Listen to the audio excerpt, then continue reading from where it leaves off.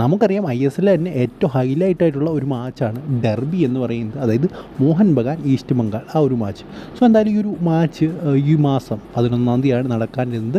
എന്തായാലും ആ ഒരു മാച്ച് അന്നേ ദിവസം തന്നെ നടക്കും. പക്ഷേ എന്താ പറയുക, യുവഭാരതി ക്രീഡാങ്കനിലായിരിക്കില്ല ആ ഒരു മാച്ച് നടക്കാൻ പോകുന്നത് എന്നാണ് നമുക്കറിയാൻ സാധിക്കുന്നത്. സോ യുവഭാരതി ക്രീഡാങ്കൻ സ്റ്റേഡിയത്തിൽ ഈ ഒരു ഡെർബി മാച്ച് നടത്തിയില്ലെങ്കിൽ പിന്നെ എവിടെ നടക്കുമെന്ന് ചോദിച്ചു കഴിഞ്ഞാൽ മിക്കവാറും നമുക്കറിയാൻ സാധിക്കുന്നത് ആസാമിലെ ഗുവാഹട്ടി ആ ഒരു ഇന്ദിരാഗാന്ധി സ്റ്റേഡിയത്തിലായിരിക്കും ചിലപ്പോൾ നടക്കാൻ പോകുന്നത്, അല്ലെങ്കിൽ ചിലപ്പോൾ ഡൽഹിയിലെ സ്റ്റേഡിയത്തിലായിരിക്കുമെന്നാണ് പറഞ്ഞു കേൾക്കുന്നത്.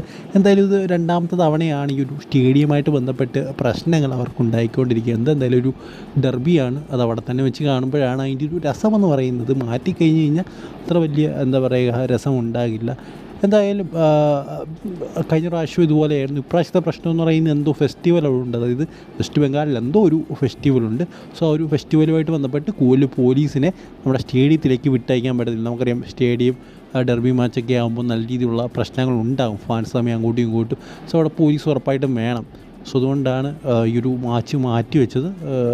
സോ എനിക്കറിയില്ല ISL എന്താ ഈ ഒരു മാച്ച് റീഷെഡ്യൂൾ ചെയ്യാതെ ആ ഒരു സമയത്ത് തന്നെ നടത്തുന്നതെന്നും അറിയില്ല.